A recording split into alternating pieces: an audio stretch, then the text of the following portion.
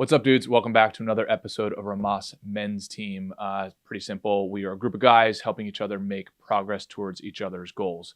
If you're new to the channel, awesome and welcome. If you want to help support the channel and join our pro team, head over to rhomasteam.com/pro, where you can contribute to us on a donation basis. We also give you access to exclusive content, mastermind groups, etc., etc. So anyway, hope you enjoy this episode, and we'll see you on the team.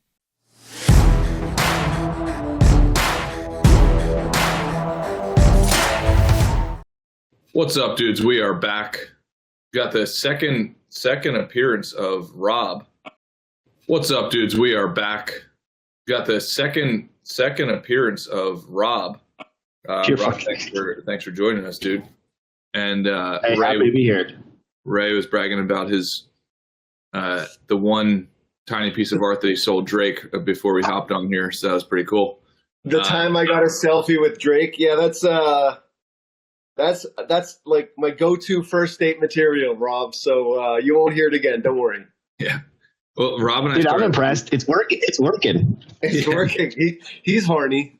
Yeah. Rob and I briefly hit on a topic of just for a second, so I decided for us to go live because I think it's important here.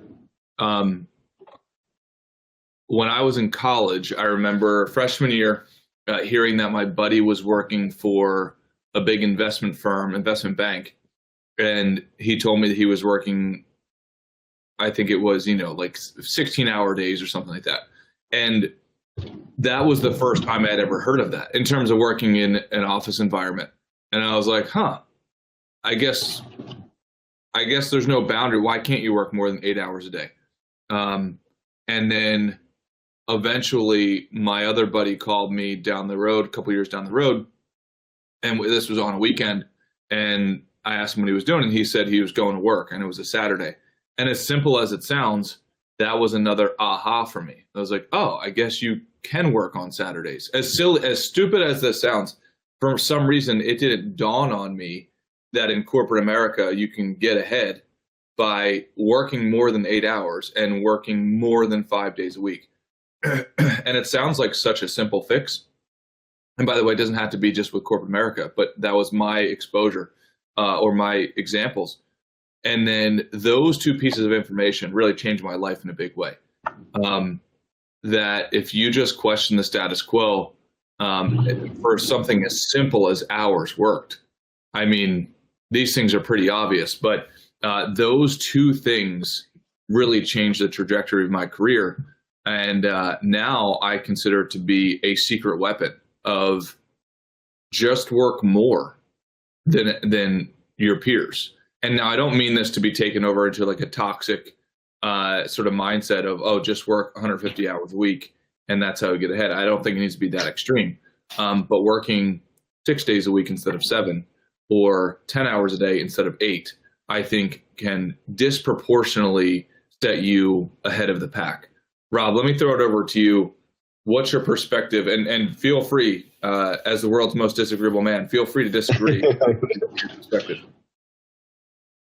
Well, I mean, the industry in which I come from is very mathematically analyzed. So they know it's an absolute fact. The more hours you spend on the phone, the more deals you're going to close. So it's interesting because I've always kind of been bred in the environment of like the more you work, the more you're going to earn because it's a math problem. It's like the more calls you take, the more money you're going to make, the more time you're on the phone with people, the more money you're going to make. And they literally have like a formula. So it's very empirical on like how you can make more money. There's like a roadmap.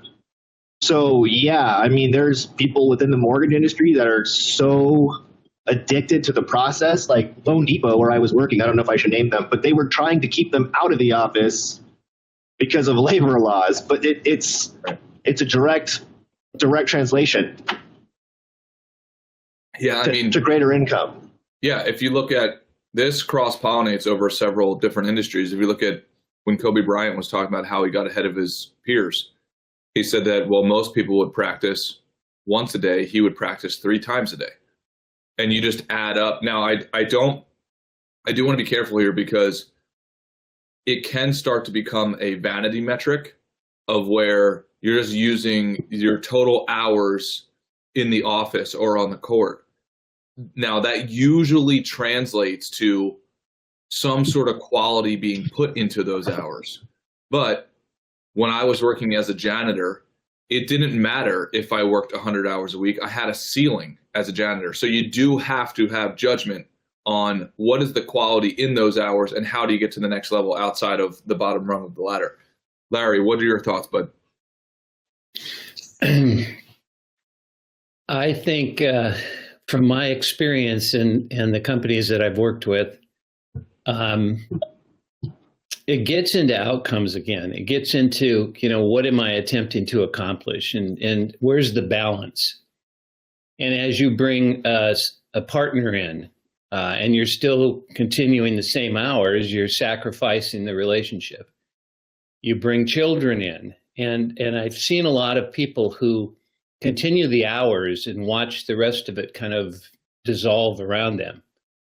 And it's unfortunate because they're driven by the need to continue to be productive, and they don't see that they can transfer that to other areas of their lives. And so it's where you get your dopamine when you get that right down to it. And if a person's being able to pull all that off, kudos. But if they're doing it for the wrong reasons, and that's just to, if you will, show off a little bit as to how long. I remember when I took Pepsi on, this was back in the 90s. The whole thing was who was the last one there and who was the first one in the morning. And they brag about it. And very few had any quality of life. And then when they got into the concept of reversing the pyramid, and now making sure that all they did was support the associate instead of the associate supporting leadership, which was then a novel concept, believe it or not. They thought it was bullshit. I didn't work all these years now to let some new upstart come in and get the same kind of opportunities that I had. So I think like anything is, what's your purpose? What's your end result that's really meaningful to you and brings you the satisfaction and joy to get excited about getting up in the morning. So and Larry, if all those hours is it, go for it.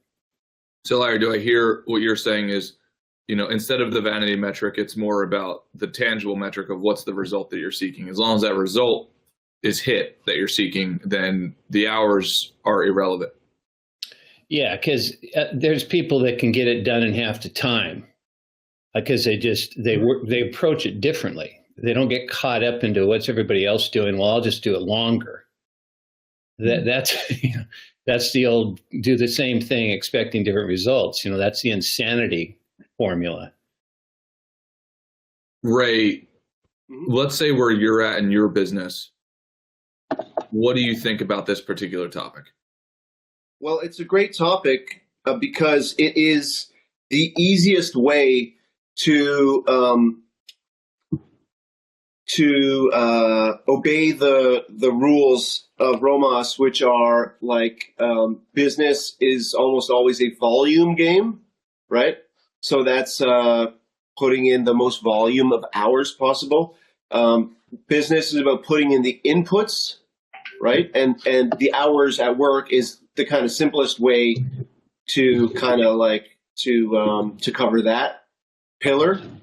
I like what Larry said though, because it brushes up against the holistic definition of success that we're after in this group, right? And so Wes, like, I want to push back on you and ask you, what is the downside of only measuring your volume and your inputs in terms of hours at the office or hours in front of the computer? Yeah, well, to give credit to all of you guys, my personal perspective is I think it depends on the season that you're in and how many tools you have in your tool belt. So if you're just getting started and like I am. Yeah, and you're thinking you're going to use leverage. Well, good luck having leverage, if you don't have a staff of 5 people or or a book of business of clientele, like at some point it's going to have to be pretty much a 1-for-1 mapping, right? So for every unit, in fact, it'll probably be even more asymmetrical on the downside there. For every unit of input you get, you might get 0.1 of result. But yeah, for me, it is like, I'm like, it's not that I'm quite happy with the 100 client touches will result in 1 sale. It's just that I'm at peace with that. That doesn't mean I'm bad at what I do.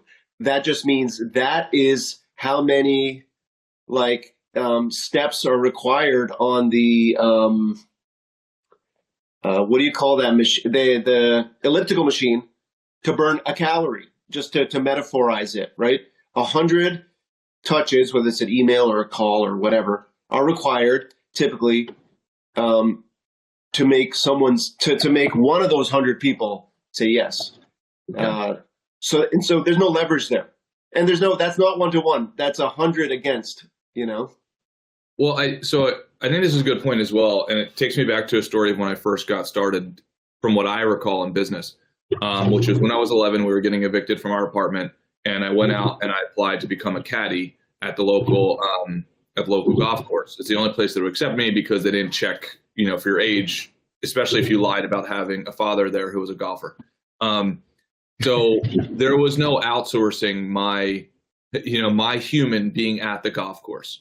So for the first several weeks, I showed up and nobody would select me because, I looked like I was 4, even though I was 11. But then I found a little bit of leverage in every car that would come in. I could wash their golf clubs and they would give me $2, $3, $4, $5 for doing that, even though their clubs were already clean, which is still very curious to me. So while I was sitting there, instead of it not caddying, I could still pick up $20 a day. And then eventually somebody hired me as a caddy because it rained and all the caddies left. And I was the only one standing there because my mom would have to pick me up after work. So I had to stay, and then the rain stopped. And anyway, and then I experienced what leverage was for the first time in a really big way. I realized that I could take 1 bag out, or I could take 2 bags out. So all of a sudden, instead of in the same 4-hour golf game, I could just fill up both shoulders instead of 1 shoulder and make $120 instead of $60. And then I could do 2 games in a day. So in my own way, I was finding out very tangibly what leverage was. Now, Ray, to your point, I think that you still have a massive lever. I mean, imagine if you were trying to sell art 4 decades ago. I'm going to imagine they didn't have a lot of the technology tools that you're using right now. Even if it's as simple as, making phone calls, you could probably, use that telephone as a massive lever. So I think for anybody listening to this, not realizing that, okay, well, just because I can't hire somebody doesn't mean that I can't use leverage.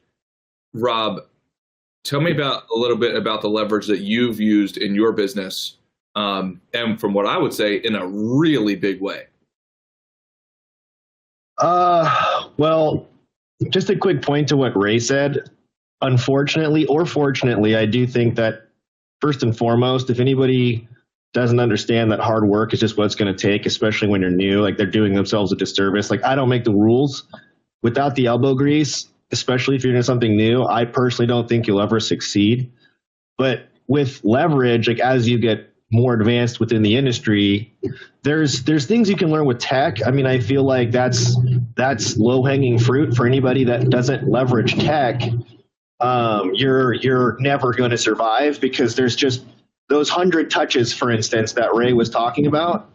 If I can automate that to where all I have to do is literally 2 touches, but then all the technology's you're levering the technology to do that for you, you'd be amazed at how much success you'll have with just utilizing what's already available and learning how to pilot that.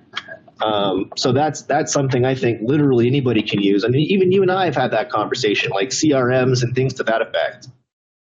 What tools, Rob, if you could give an example, what would be an example of at least 1 or 2 pieces of tech that you've used? You don't have to give names and so on, but as simple as text message automation, et cetera.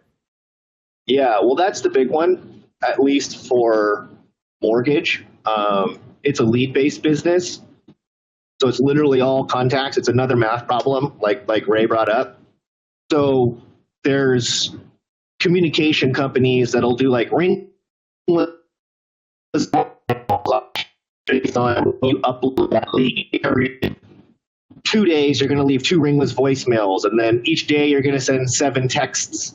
With like a cascading effect of like reducing those. And there's a science to it, like there's a secret sauce. But that's what I did literally yesterday, was try to fine tune some of those telecommunication tools to be able to more effectively market to those clients without me actually having to do anything.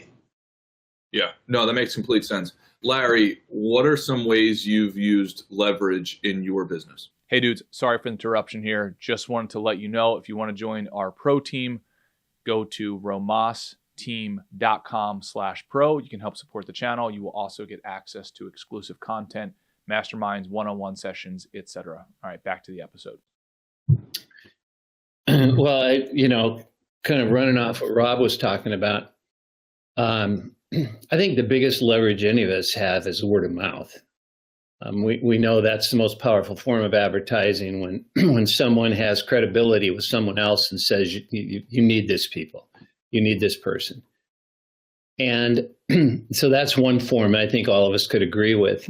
But also, as you're mentioning, in our, I can put a email list together, not an email list, but to put a bunch of emails together to promote a particular course I'm providing or a speech I'm going to do or whatever, and push a button and instantaneously 6,000 people receive it. Or I do a text, or I do a Instagram 1-minute video and instantly 110,000 people see it. And then the important element of the work ethic is you better be able to back up what you've just shared out there, because you got to be pretty bodacious in what you share to get people's attention anyway. And you've got to be able to deliver, or you're right back into the sleaze bag group who promise everything but under deliver as strongly. So I think technology has been really advantageous, and I didn't even really need to use it because of word of mouth until COVID. And then it was get creative. Well, Larry, you hit on a really key point there. I think even I really dramatically underestimate the long lever that is the internet. I mean, Larry, you just said, if I would have asked you 20 years ago, hey man, do you think there's a scenario in which you could send out a message and it'll reach 110,000 people that feel connected to you? Yeah. No. Yeah. I mean, it's just absolutely stupid. And the reason I'm saying this is we just started, we hired on Kyle to help building our social media for our Rhomas team. And, within the last week and a half, 50,000 views. We now have 300 subscribers, et cetera. I don't say any of that to brag. I'm saying that because people who want to come along with us in this journey, we don't know what the hell we're doing. And we're just guessing using these baseline assumptions of, okay, well, if I can find levers, what are the proper levers to find? And let's go and test the hypothesis. And Larry, you're a shining example of how, the internet lever has really worked for you. And Ray and I are trying to make it work for us and the team. Ray, what are your thoughts? What was it? You've got such a great mind and ability to remember detail. Who was it that said if you had a big enough lever, you could move the world? Oh, I mean, it's one of those right. Rob probably knows. If you have enough big enough lever, you can move the world. Is it I feel like Archimedes or something like that. Something like that, but it's. I'll look it up. Not to interrupt, Ray. I apologize for jumping in there. How dare you?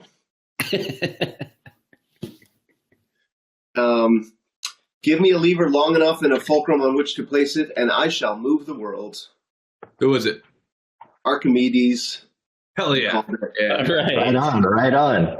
Give that guy a prize. Yeah. So Ray, what's your perspective? Archimedes? So Ray, when you've we talk always about been leverage, super vulnerable. Oh, sorry. Let me set the stage for you here. You've always been super vulnerable and like honest about your position, which that's what makes you one of the reasons you're phenomenal. So, as a person who's relatively in the infancy stage of his business, you keep reminding me of that every time you pass me the mic. But go ahead. Yeah. Well, for anybody who's got that monkey in their brain saying, "Oh, well, I'm just a solo operation. I can't really apply any leverage, etc." What comes up for you when we talk about levers? Well, I think of like for those who have trouble with the word leverage, just in case like that's like a in case they need a different mental model. Leverage is a term in finance where you can take your $100 and buy stocks, or you can take your $100 and get a loan from a bank with that as collateral and get $1,000 and buy $1,000 worth of stocks, something like that. Another word that comes to mind is amplifier, right? Like you can play your electric guitar and go ding, ding, ding, ding, ding, or you can use a pick, which amplifies it to dang, dang, dang, dang, dang, or you can plug it in. And then you've got Jimi Hendrix volume, right? So what are amplifiers? That's another, just the same concept, different word. And absolutely, word of mouth are amplifiers. The Instagram used for most people to show off what restaurants they're dining at and where they're holidaying is the perfect amplifier it's a megaphone, right? For your business, for your service that you provide, for how you create value. And if if people have trouble with the word leverage or marketing or advertising, and like people in their absolute fetal stage of their business, as I am, correct, Wes? Just think of like, I would encourage them to just think of like, how do you amplify what you're offering? How do you and so word of mouth, for example, if your mom tells her friends that my son started this art gallery and it's really great stuff, that's a form of word of mouth. More powerful still, of course, Larry, is a recommendation from a client who has tried and tested and loves your offering. And then again, maybe let's think of unconventional ways of using tech or word of mouth as amplifiers. Like I said, so LinkedIn is a traditional place where people announce things about their career, right? What about Instagram? Like, how about we just exclusively use our Instagram to amplify our message? And Wes, if I can put it back to you, can you think of other areas that are ripe for the picking in terms of places to leverage, places or things or platforms to use as an amplifier for an entrepreneur's message? Oh, super easy. I mean, let's even say you want to go as low tech as possible. Just asking for a testimonial. Like just saying, you just got a job done, and instead of just cleaning up and then walking out of the house, after I'll give you a real life example. We have somebody who just did a couple walls here in the office, and they wanted to make like aesthetic walls. And I've tested him on several occasions. He was just going to walk out of the office on all 3 of the jobs that he did for us. And I kind of pull him back in, and then I say, hey, don't you want How would you like to do a 6-hour seminar? Is that what you said to him? Yeah. So, just little things like that. Or if he would have said, hey, I said, hey, let me give you a video testimonial right now so you can show it. You can text message this to your other future clients. And so you didn't say testimonial. You said video testimonial. Why? Yep. Yeah, well, because then he has it. Then he has it for as long as he has his phone or wherever his cloud storage is backed up. He can text it to potential prospects. He can text it. He can text it to existing clients who've already got other things done by him, and then he can send, hey, I have this really happy client. We just put up a wall in his office. I know that you have an office. You might like this. Just sending it along, Ray, in case you do like it. Time out, Wes. Yeah. So why is that more powerful than just asking for a Google search review or a Yelp review? Because I think that's where most people will ask you to just give them 5 stars on a Google review. Like, why did you push? So, and that's probably where he gets most of his word of mouth and testimonial referrals. Again, like, were you challenging him in a way to level up his testimonial communications by suggesting a video testimonial? Oh, absolutely. And now, to be really clear, if I had my way, I would do all of the above. I would literally, so let's say, actually, guys, continue the conversation. I've got somebody knocking on the door. Okay, so let's go to Rob. If you're done drywalling or whatever you're doing there. Sorry, bro. I'm still trying to get accustomed to the platform. It's all good, baby. No, Yeah. I'm charging my mom's headphones too to try and get better sound and voice. But Wes was just saying that, or Larry, do you want to comment on Wes not saying to the guy, "Hey man, do you want a Google review?" but saying, "Hey man, why don't I record a video testimonial that you can share with potential clients?" Yeah, I remember the day when you'd do a public session and then they'd get so excited they'd buy all my books in the back of the room. And you could actually at that time make money on books. Now books are business cards, and sophisticatedly, and add, I guess, a little credibility. But and I remember going to a guy's session, and at the end of the session, people were telling him how much he liked it, and he had somebody there filming the whole thing. Where I got everybody telling me how much they liked it and how much it changed their life, and then I left going, wow, that would have been really good to have as testimonial stuff. What I'll have to do is I'll have to reach out and see if they'll give us a testimonial. And it's just those aha moments that make the paradigm shift. And I think the word that came to my mind, we talked about leverage, we talked about amplify. I think another term is influence. Is if you're influencing others with your wares, what you have to offer, that is so friggin' appealing to change your conversion rate to 10 people converting out of 100 instead of the one, Ray, you're talking about, or 20 or 50.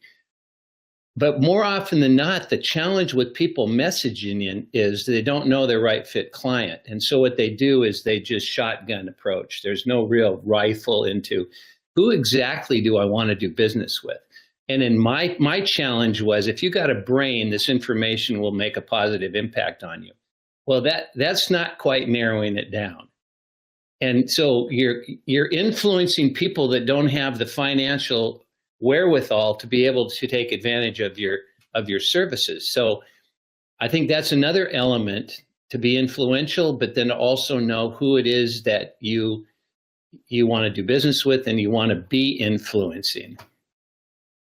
Yeah, no, that's great. And there's a piece here. I want to be really specific here for everybody because this has really moved the needle for our business. Anytime you have an event or somebody's in the office and you feel like you've done a great job for them, which you should always be striving to be outstanding for your clients, ask them to sit down, give them the expectation up front, Sandler sales upfront contract, right? To sit down after and see if they're willing to give you a testimonial on video and also do whatever other types of reviews you need, whether it be Yelp review, Google review, et cetera. Get it done on the spot because Even if you ask me to go and do something after I'm away from the event, I've got 150,000 other things that are going on. You would actually be doing me a favor of when I'm with you saying, hey, pop a camera in front of my face, put my butt in a chair, and I can get it done inside of 7 minutes. So for MFG who's asking time out. Are you, Wes, you are in your business, you described it as wealth boutique management for business owners. Yeah. Are you going to ask these people to write a Yelp review? Because I'm cringing with embarrassment at the idea of asking the fancy people who buy my art for this. Like, I need this for my business, don't get me wrong. But of course, I'm cringing at the idea, right? I'm cringing at the idea of asking for a testimonial, always. Oh, yeah. Well, you need to get over that. Rob, go ahead. There's a lot of companies in which you can pay that'll do all this for you for surveys. And like if they leave a negative review, as opposed to directing it to like a place of value where now it's against you, it'll direct you towards like an internal email to you directly so you can reach out. But it'll ask for like video surveys. It'll direct you to whatever website platforms you want. It'll like drip them throughout the months. But that exists. If you're afraid of potentially just asking, you can do it in a more systematic way. I mean, I'd rather conquer the fear, but or I need to if I'm afraid of it, Rob, that's because I need to conquer that fear. You know what I mean? Understood. Yeah. I'm not contradicting you, but and also like I think, have you gotten to the point in your business where it's such a volume you have to outsource that part, or do you outsource that part? It would be very difficult for me as a one person to basically ask everyone for a video review. At least there's ebbs and flows in the cyclical market that I do. But yeah, there's no way to do it at scale without that tech to leverage. And you don't want everyone to do the video review anyway. You know, you want the ones that you've moved the needle in their life. Yeah. Yeah. It does direct negative reviews though. Oh, okay, but how about this, Rob? Do you have reviews on Google search, like Google reviews for your service? So that's a good point. Is I would definitely like to start doing that for me as a personal brand versus like a company wide thing. Yeah, to answer your question, no. I mean, I really have to do a better job at that. And Larry, I think, did you not ask me for a video review after Wes and I joined you on that learning seminar that you did a couple of months ago? I believe I did. Yeah, and so Wes, I'm still waiting. Are you in fact claiming Larry's lesson as your own here? Is that what's going on, guys? You know, Ray, do you have a YouTube channel? It's on let me just add it to my goals list for 2024. Well, you have to get so many followers to get a channel, but you got to get started. And it's an opportunity for you to get out of that Yelp mentality and be able to offer more than 1 minute, you know, because YouTube is generally like, they have some shorts, but it's usually 10 minutes to, you know, Huberman will do 2 hours. I mean, it depends on your format, but you've really got a much more discerning audience as compared to Instagram. And there's a pretty good conversion rate because there's a different demographic of people who are more interested in listening to things that are not so friggin' quick. Yeah. That's an outstanding challenge, man. And then the comment section, I suppose, functions as a kind of a feedback mechanism, just like Yelp, just like Google reviews. You bet. And you know, and no matter what feedback you're getting, there's always your ability to go in and eliminate the negative. And add to the conversation with the positive. Or just have it deleted. Right. They will still see it, but the rest of the audience can't see it. Right. You know, because there's all kinds of individuals out there, you know, and if your intent is not authentic, you deserve to have negative reviews. But typically your negative reviews are from those out there that just like to throw mud and just Trolls. They think they're funny and and let's bring this down to a lower level if we can. So you really, what I've found is, in being kind of a sensitive guy, is you better be ready to be going at that kind of viewership, and not so much have tough skin, but recognize that you may not be as popular as you think you are to everybody. Rob, do you do any enthusiastic education about your craft and your industry and the opportunities you have for people in video formats on YouTube, on Instagram shorts, anything like that? I would love to. I feel like you and I are on the same page when it comes to like our social media journey, and I know Larry kind of hit it on the head. We just got to start, but yeah. I mean, Wes and I have had that talking about leverage. I mean, that's YouTube is like a huge lever, and it's Wes and I talked about it just this weekend. If you're not doing it, you're missing out, because not only are you able to like brand yourself with like the reviews, like Larry was saying, but there's prospects in there. There's like potential buyers and service people that want to buy your service you don't even know about yet. Yeah. So Wes, or sorry, go ahead, Larry. Go ahead. Well, both Wes and Rob, and you as well, Ray, come across as so authentic and so real that you wipe out hundreds of thousands of other individuals that are in your same craft. Just because what we're really looking for when we are looking for a connection is believability and making it about them, not us. Which is a real critical element, because a lot of people get on and it's kind of bragging about how great they are, as opposed to what this can do for you. And I think that we all know that if you've been in any kind of marketing at all, is, that what is it? WWIFM, what's in it for me, is the radio station everybody listens to, kind of a thing. And so I think, and it's no different than what we're doing here. If we're not making this interesting to those that are listening, our listenership drops considerably, because they'll find somebody that they can relate to. Mm-hmm. And thanks, Larry, by the way. Why is that? Oh, that was a compliment that I appreciate. Thanks, man. Oh, you're welcome. That we come across as authentic. And Wes, puts that humanoid skin over his robot body to increase authenticity. Yeah. Wes, can you speak to Rob and I directly, and just repeat some of the stuff from the conversation you had with him over the weekend regarding the one-on-one contact that you have with us, the great success stories we have with our individual clients, and how specific, what did you specifically recommend in terms of leverage, amplifier effect, influence effect on, let's say, YouTube? So let me remove YouTube if that's okay. Or video format, internet, connecting with your audience, whatever it is. Yeah. I think if you're not leveraging your own personal brand right now, you are sleeping on one of, if not the biggest business opportunities ever.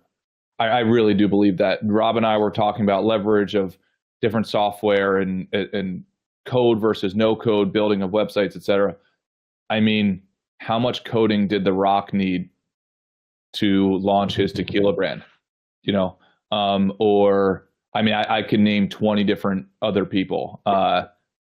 Who's the local? Rob, how much code did you need? Or no, Larry, how much code did you need to launch your tequila brand? Sorry, go ahead. Let's code. Who's the famous Canadian actor who's funny? Ryan, is it Ryan? There's so many. Ryan Gosling, Ryan Reynolds. Ryan Reynolds. Yeah. Didn't he launch some sort of tequila blend recently as well? Aviator Gin or something like that. Yeah. And or even think about, he bought a failing low tier soccer team in England and recorded a Netflix series of the journey, which is now, he is like most Canadian men, dashing, charming, handsome, without fail, right? All Canadian men. You know, perfectly proportioned ears to the rest of his head. But yes, he's a celebrity. Yes, The Rock. You know, okay, Wes, people are going to push back on you and say, of course, The Rock didn't need code to launch his tequila. Of course, Ryan Reynolds didn't need, of course, Ryan Reynolds recorded a Netflix series on the journey of that injects his personal brand into this business. They're famous. I'm not. I can't do that. What do you say to someone like that?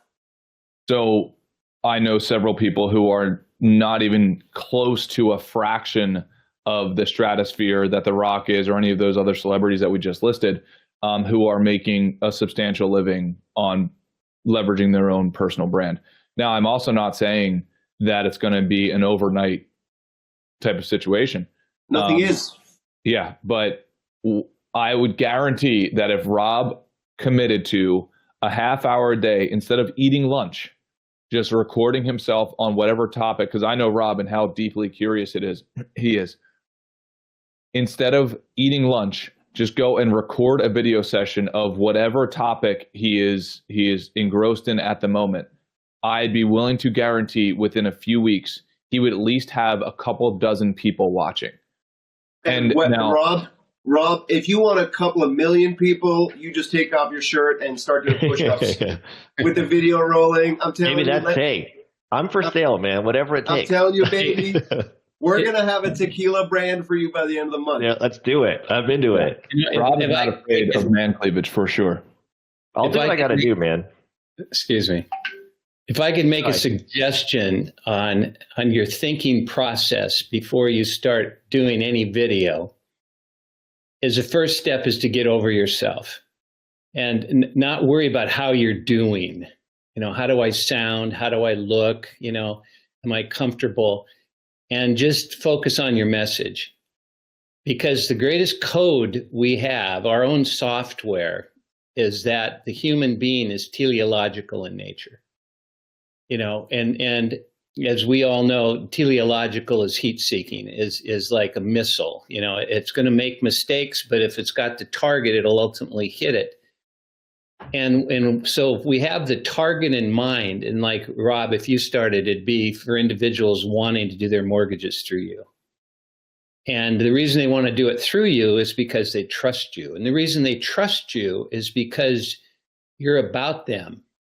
You're sharing information that they value. You're not, and this is the challenge, trust me, when you start videotaping. And it's why 95% of actors and actresses won't watch their own movies. Well, can I ask you a question then? Because you're pretty big on YouTube, right? I don't know how big, but you've tried, you've made it. You got a channel. Let's put it that way. Okay. Because you hit the nail on the head to a certain degree. I don't think it's the perception of what people think of me. It's just I want to put something out that has like production value. So it's like in order for me to put something out, I feel like I have to learn how to edit. I feel like I have to do all these things. I feel like there's this laundry list of items I have to do to make that production value decent so people take me seriously. Yeah. And you know why your brain comes up with all the things you have to do? Why is that? Because you haven't sold yourself yet on the value and the outcome of you doing it to begin with. Just in like a long form, non-edited format? The first step of success is what's showing up. The second step is take some action and then learn from your action, because you're ultimately going to have a mass quantity of individuals. Just be ready to have your business triple, quadruple. Just be ready for that. You know, start planning that instead of, do I have to edit this? You know, how long do they need to be? You know, one of the things they tell you is that there shouldn't be this much more to the top of the screen. Rob, you got, a football field to the top of the screen. You know, just little basics about, there you go, how you keep people's attention. And you learn all that because it didn't go quite the way you want it to. Instead of, I should have done this, I should have done that. It's like, okay, what did I learn from that? And we all got to where we are now by asking ourselves what I learned from that. And the things that we didn't proceed on, which we said, well, I guess that's not for me, where we didn't have the vision. We didn't have the ultimate outcome in our mind.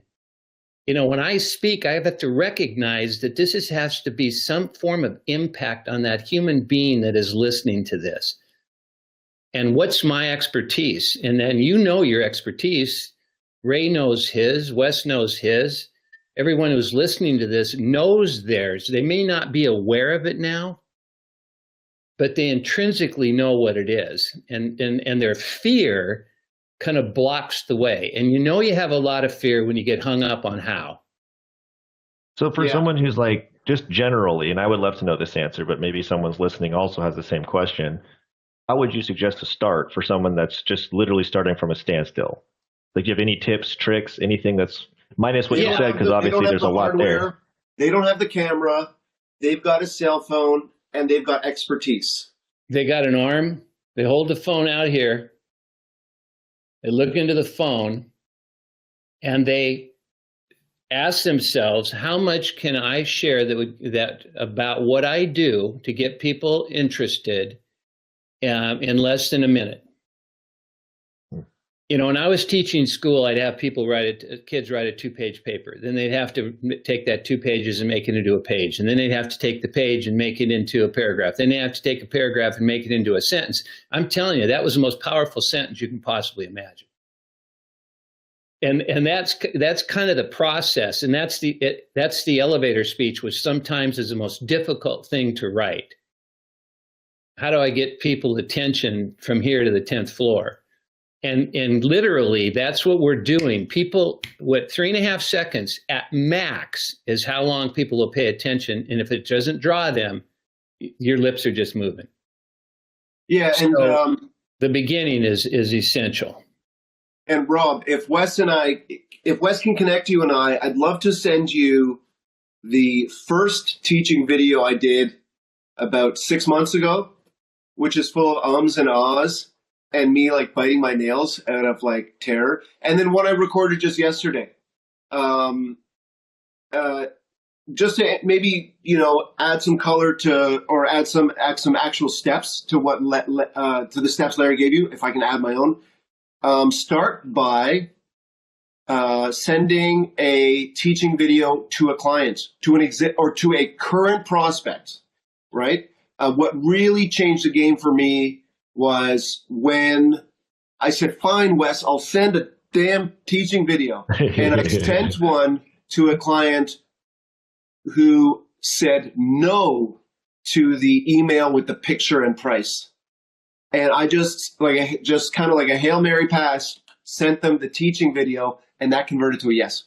That same person. Really? Yeah, that same person. And that is what made a believer out of me. And so once I was able to prove to myself beyond a shadow of a doubt, despite Wes, what does Stephen Pressfield call that voice in your head who says, I need it to be perfect, I need it to have all the right editing, I need the best camera? Yep, the resistance. So once I proved beyond a shadow of a doubt to the resistance in my head, that fear committee, that these videos convert into sales, then I started doing them for all my clients. And that was it wasn't 10,000 hours. It was like, 40 hours, but whatever. Like, that is when I practiced my craft as a video salesman, video format salesman. And now I have no fear putting them on Instagram or YouTube. Larry is going to be. I've also got the videos for YouTube. We just haven't created a channel, and so that's the path I took. That was my journey. Recording them and deleting them, saying no one will ever want to see this loser, this fat loser, right? And then recording them to my most trusted clients. And then when they move the needle, record them for all my clients. And then when they move the needle, again, publish them publicly on social media and just brace for the hurricane of insults, which never came. It's not, and so, and I got better every step of the way. Yep. So, with your most trusted clients or with your existing clients, that's where you can sharpen your message and get to that point that you were asking about. Both Larry and Ray, those are great suggestions. Because honestly, it's like you said, Larry, just getting started, and then Ray, like with the reason to start is something as simple as that. Like that's a great barrier of entry. I will definitely take that into consideration when they first time. If I can speak to someone via video, did you just send them a link to a YouTube video you hosted as like and that was your ability, or did you just like take a screenshot on your phone and sent it over? No, dude. So I had recommended an artist. They said maybe. I went to the artist's studio and recorded a video in front of. So in the case of like Brian Polly Dixon, I do something like this. I say, "Hi, Rob. This is the blue painting by Brian Polly Dixon that you, and in fact, my assistant would usually hold it. Go for it. And let's see. We'll do one of these. Flip camera. Take it. Go over here, and we'll say." Hi, Rob. This is a painting by the artist Brian Polly Dixon I was telling you about.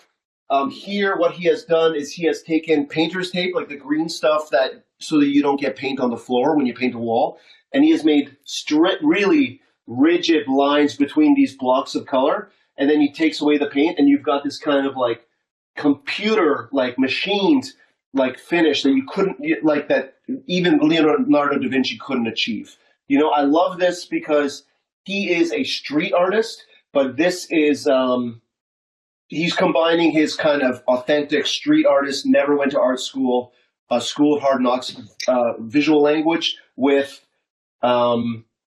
contemporary art, abstract art. And that's it. Let me know what you think. Another example, Rob, would be like, "Hi, Rob. This is, or you know what? Then what I would do, what I do now is I say, "Hi, Rob," break, so I can clip that out for the public part. So I go, "Hi, Rob. This is the artwork by Martina Sorbera that I was telling you about. She took these portraits of artists, of actors from the golden age of cinema. These are studio headshots, and she cut out the head so that, like, you don't know, is that slump of the shoulder male or female? You look at the knit of the cable knit sweater, and you're like, is that a contemporary look, or is that from 50 years ago? Why are they cut out? Is this Harvey Weinstein or Bill Cosby? Have they been canceled, or is it? So it creates or why? So it creates a sense of tension, and the best art for me has a sense of tension. It leaves questions unresolved in your head. That's why I love Martina's work in particular. Let me know what you think. Well, I think the reason that works so well is for someone that doesn't understand art, you gave me a lot to think about that art, that picture too. So like it gives a lot of context to people that don't know art maybe as well. Right. And so, and that is what Wes has talked to me about. Like, that's what we talk about on this group week in, week out, which is, and especially on our business podcast, which is creating value and the 90-10 value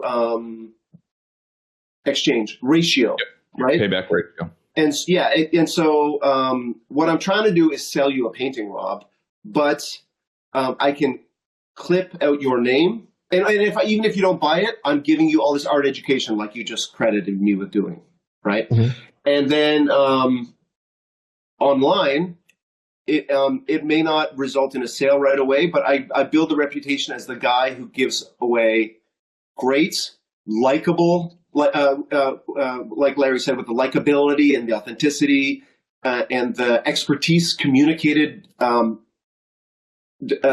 in which in my case is despite a very snobby industry, and in which case yours with mortgages is like expensive, high numbers, stressful, complicated.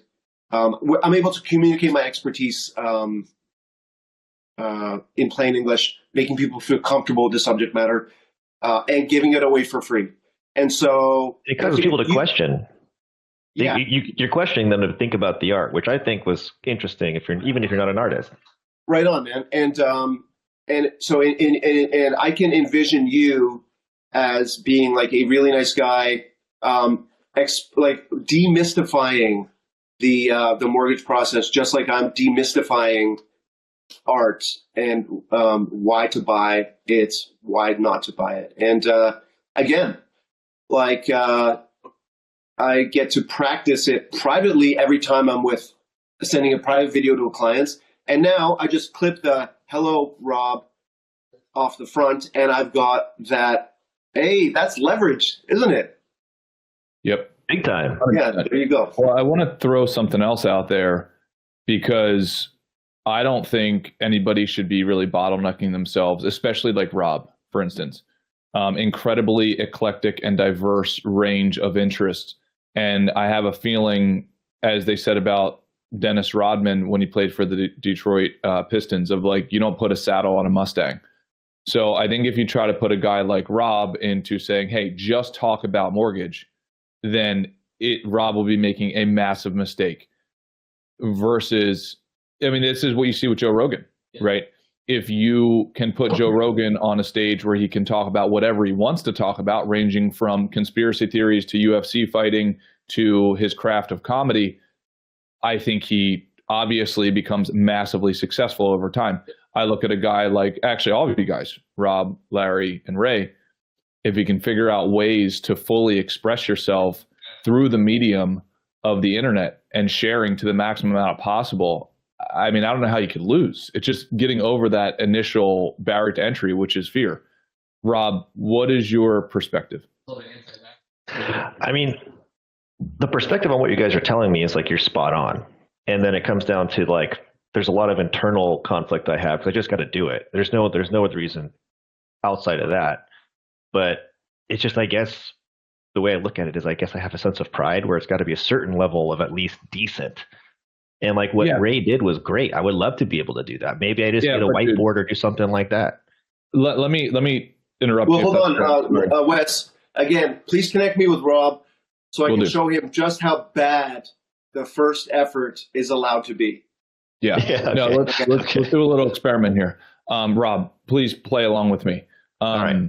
Why should I not use? What's the benefit of building my computer?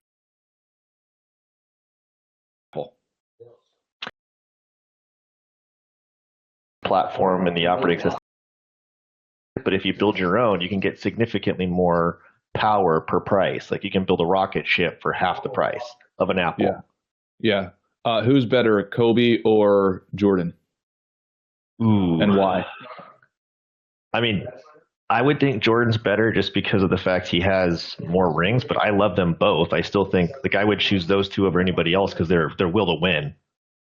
But if I had to choose. But clearly LeBron's better, right? LeBron is better talent-wise, but I don't think he has the same killer instinct that Kobe and Michael had. I'll take Kobe and Michael over LeBron any day, even though LeBron is more talented. Rob, got it. A question. You're on a desert island. Do you want to be stuck on that island with Ryan Reynolds or Ryan Gosling?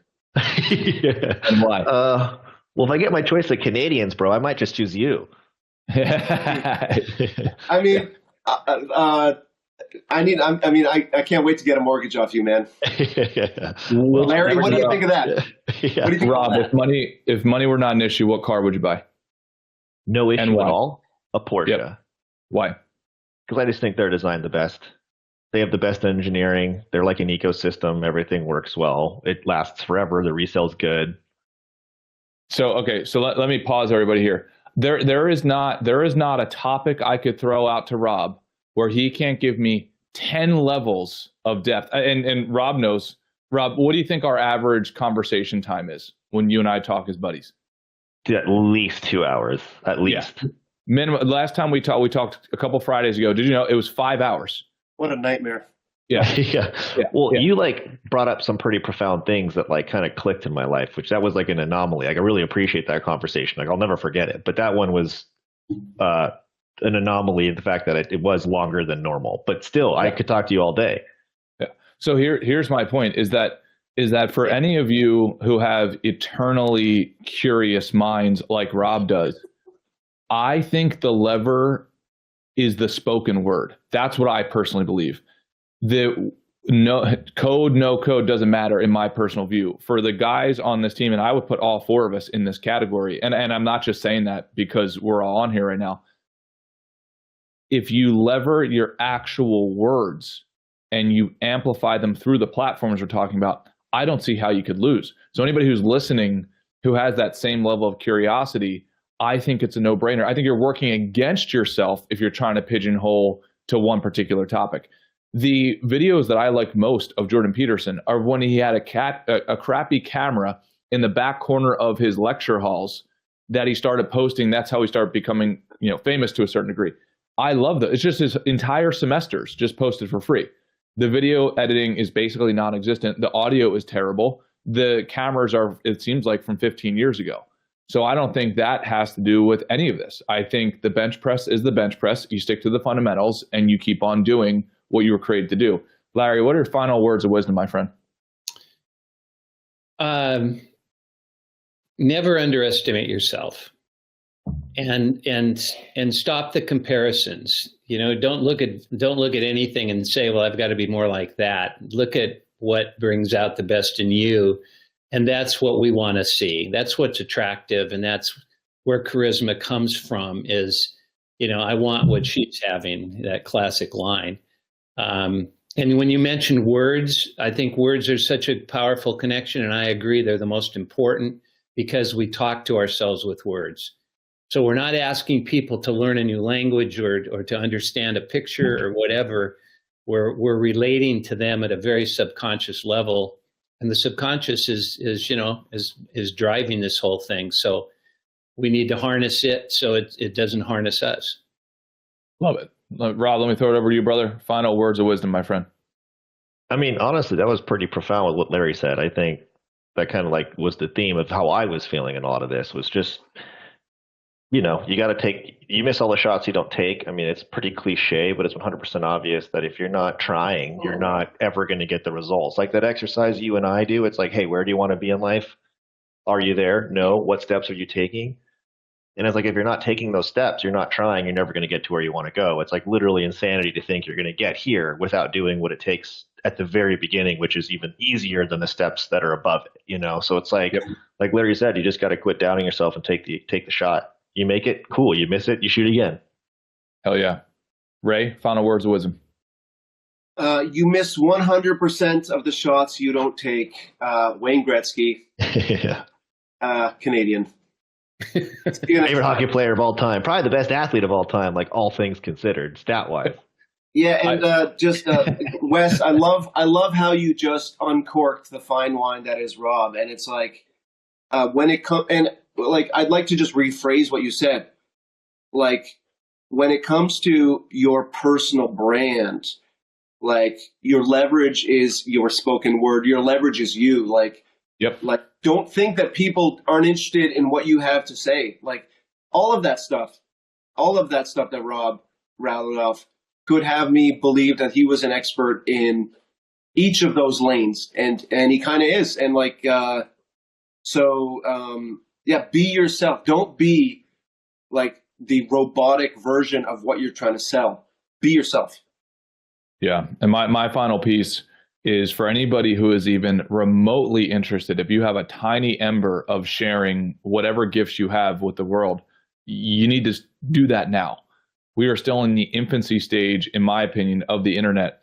And what a gift it has been to be able to use the tools that are basically free to go and share your gifts with other human beings. I know that sounds corny, but now's the time to do that. You couldn't do this 25 years ago in a seamless, frictionless way as much as you can now. To not do that, the only thing you have to do in terms of the price you have to pay is the price of fear. And I would say that's what a fucking man does. Just get over it. You can be scared and move forward. That is possible. And you're going to suck, but eventually you're going to suck a little less, and eventually you're going to be good. So just move forward despite your fucking feelings. All right, dudes. I love you guys. Have